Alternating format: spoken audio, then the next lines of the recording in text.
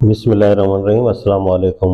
अल्लाह का मुकर्रब बंदा हज़रत अबू हुरैरा रज़ियल्लाहु तआला अन्हु कहते हैं कि रसूलुल्लाह सल्लल्लाहु अलैहि वसल्लम ने फरमाया कि अल्लाह ताला का इरशाद है, जिसने मेरे किसी दोस्त वली से दुश्मनी की, मेरी तरफ से उसके खिलाफ ऐलान जंग है।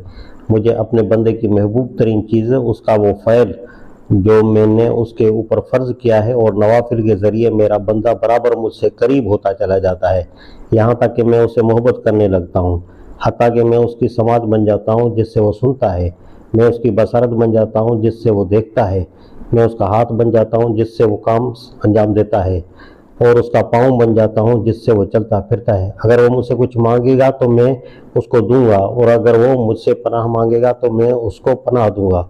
मुझे कोई काम करते हुए ज़रा बराबर तरदुद नहीं होता सिवाय मोमिन को मौत देते हुए, जबकि मौत से उसको तकलीफ़ हो रही हो, और मैं उसको तकलीफ़ देना पसंद नहीं करता। बुखारी।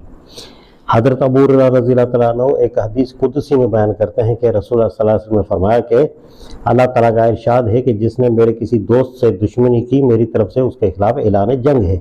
ये पहली बात फरमाई गई है। वली या दोस्त से क्या मुराद है, यह समझ लीजिए।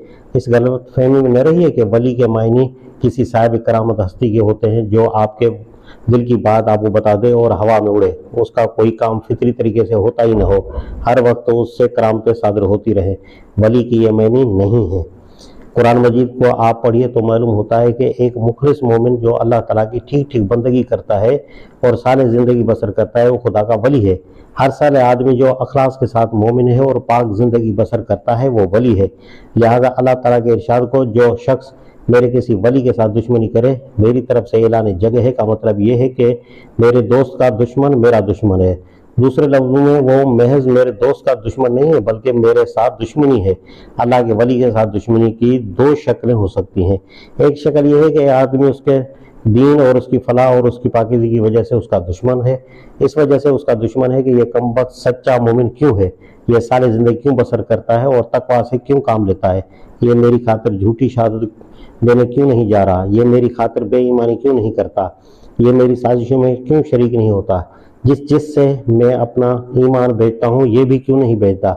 एक तो दुश्मनी इस बिना पर है, यानी उसके ईमान, उसकी फलाह और तकवा की बिना पर उससे दुश्मनी।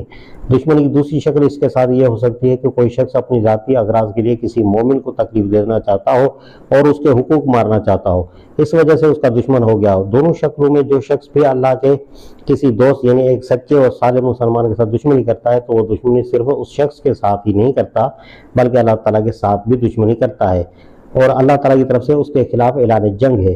ये उसूली और सीधी बात है कि अगर आप किसी के वाकई मुखलिस दोस्त हैं, तो जो आपके दोस्त का दुश्मन है उससे आपकी भी दुश्मनी होगी। फिर फरमाया कि मुझे अगर कोई चीज़ महबूब है तो मेरे बंदे का वो फ़ेल है जो मैंने उसके ऊपर फ़र्ज़ किया है, उसे बढ़कर मेरे साथ तकर्रुब का ज़रिया और कोई नहीं। यानी बंदा मेरे साथ तकर्रुब हासिल करने के लिए जितने नए काम करता है, उनमें सबसे ज़्यादा महबूब मुझे वो काम हैं जो मैंने उस पर फ़र्ज़ कर दिए हैं। अब यहाँ बाज़ लोग गलती से फ़र्ज़ को महज फ़र्ज़ नमाज के मायने में ले लेते हैं, हालांकि फ़र्ज़ नमाज भी उन फ़राइज़ में से है जो अल्लाह ताला ने इंसान पर आयद किए हैं। रोज़ा भी फ़र्ज़ है, ज़कात भी फ़र्ज़ है, हज भी फ़र्ज़ है। इन चारों अरकान इस्लाम से पहले इस्लाम के पहले रुकन कलमा शहादत का ज़बान से अदा करना और अमलन उसके तकाज़े पूरे करना सबसे अहम फ़र्ज़ है, और उसका सबसे बड़ा और भारी तकाज़ा यह है कि हम तमाम दुनिया के सामने उस हक़ के गवाह बनकर खड़े हों जिस पर हम ईमान लाए हैं। ये गवाही दो तरह से देना होगी। एक कौली, जिसकी सूरत यह है कि हम दुनिया को उस दिन की तालीम से रोशनास कराएं जो खुदा ने इंसानों के लिए मुकर्रर किया है, फ़िक्र व एतकाद में, अखलाक व सीरत में, तमद्दुन व माशरत में, कसब माश और लेन देन में, कानून और नज़्म अदालत में, सियासत, तदबीर ममलकत, बैनुल-अक़वामी ताल्लुकात में और इंसानी मामलात के तमाम पहलुओं में उस दीन ने इंसान की रहनुमाई के लिए जो कुछ पेश किया है, उसे हम खूब खोल खोल कर बयान करें और उसका हक़ होना साबित कर दें।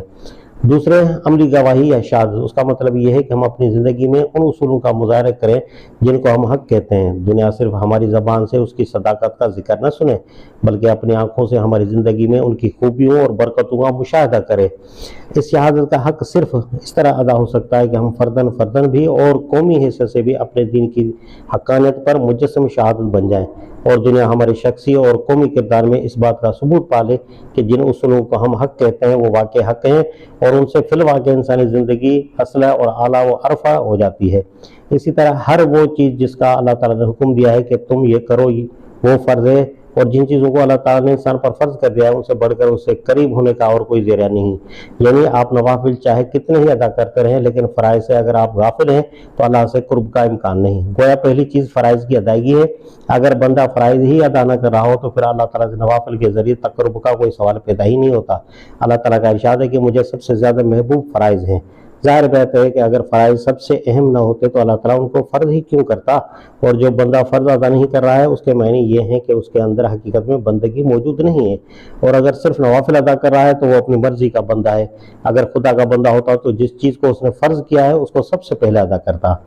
फिर फरमाया है कि नवाफिल के ज़रिए से मेरा बंदा बराबर मुझसे करीब होता चला जाता है, यहाँ तक कि मैं उससे मोहब्बत करने लगता हूँ। नवाफिल को भी लोग गलती से सिर्फ नफल नमाजों को मायने में लेते हैं और आमतौर पर नवाफिल से कुर्ब का मफ़हूम ये लिया जाता है कि नफल नमाज़ें पढ़कर कुर्ब हासिल करना है।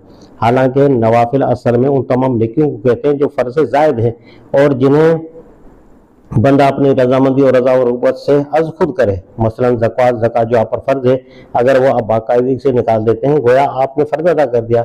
उसके बाद अगर दीन के काम के लिए कोई ज़रूरत पेश आ जाए या कोई मुसीबत ज़िदा बंदा सामने आ जाए, कोई रिश्तेदार या मोहल्ले का आदमी गरीब और हाजतमंद हो और उस वक्त भी अगर आप अपना रुपया निकाल कर दे दें तो ये नवाफिल है। फ़र्ज़ यानी ज़कात अदा कर चुकने के बाद आप जो भी खैरात करेंगे सब नवाफिल हैं। इसी तरह फ़र्ज़ रोज़े रमज़ान में रख लिए, उसके बाद जो रोज़े भी आप रखेंगे सब नवाफिल हैं। तो फरमाया कि फ़र्ज़ तो वो चीज़ है जो मुझे सबसे ज़्यादा महबूब है, इसीलिए मैंने उसको फ़र्ज़ किया। उसके बाद बंदा जब अपनी रज़ा और रग़बत से फ़र्ज़ से ज़्यादा नेकी करता है तो जितनी ज़्यादा वो नेकी करता जाता है इतना ही मुझसे करीब होता जाता है, यहाँ तक कि वो मेरा महबूब बन जाता है।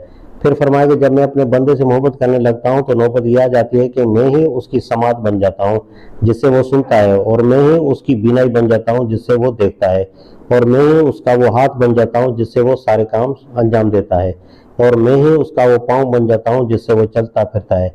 इसका मतलब क्या है? ये वही चीज़ है जिसके लिए सूफिया फन्ना फिल्लाह की इस्तिलाह इस्तेमाल करते हैं। इसका मतलब ये है कि जब अल्लाह ताला की रज़ा के लिए इतना गहरा और इतना कवी जज्बा आदमी के दिल में पैदा हो जाता है कि जिन जिन चीज़ों को भी अल्लाह ताला पसंद करता है उनको बगैर उसके के फ़र्ज़ हों अपने दिल की रज़ा और रग़बत से अंजाम देता है, तो अल्लाह ताला उसका ताल्लुक़ ऐसा गहरा और करीबी हो जाता है कि अब अल्लाह ही उसकी समात और अल्लाह ही उसकी बीनाई बन जाता है। दूसरे लफ्ज़ों में उसका मतलब ये हुआ कि उसके बाद उसके कान वही चीज़ सुनते हैं जो अल्लाह ताला चाहता है वो सुने।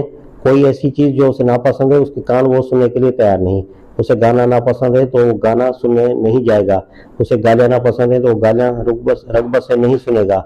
अगर गाली कान में पड़ भी जाए तो उसके दिल में उससे इस कदर शदीद नफ़रत पैदा होगी ये क्या मेरे कान में पड़ रहा है।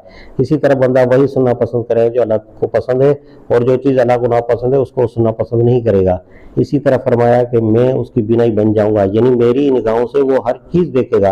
अल्लाह की निगाह में अगर कोई चीज़ बुरी है तो उसकी निगाह में भी वो बुरी होगी, अल्लाह की निगाह में कोई चीज़ अच्छी है तो उसकी निगाह में भी वो अच्छी होगी। जिस आदमी को वो चीज़ मरगूब है जो अल्लाह को नापसंद है उसके मायने ये है कि उसकी अल्लाह ताला से ज़िद है। जिसे अल्लाह पसंद करता है वो उसे नापसंद करता है, जिसे अल्लाह नापसंद करता है उसे वो पसंद करता है। उसके मायने ये है कि उसकी निगाह और अल्लाह की निगाह यकसा नहीं है। इसी तरह हाथ और पाँव बनने का मामला है कि ये वही करेंगे और उसी राह पर चलेंगे जिसमें अल्लाह ताला की रज़ा होगी।